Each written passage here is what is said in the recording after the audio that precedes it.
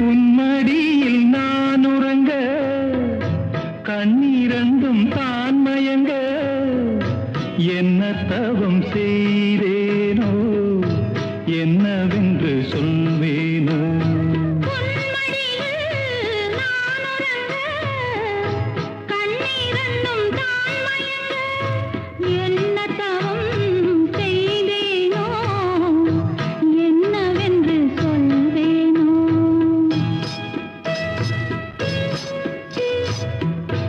ஏழ் பிறப்பும் இணைந்திருக்கும் சொந்தம் இந்த சொந்தமம்மா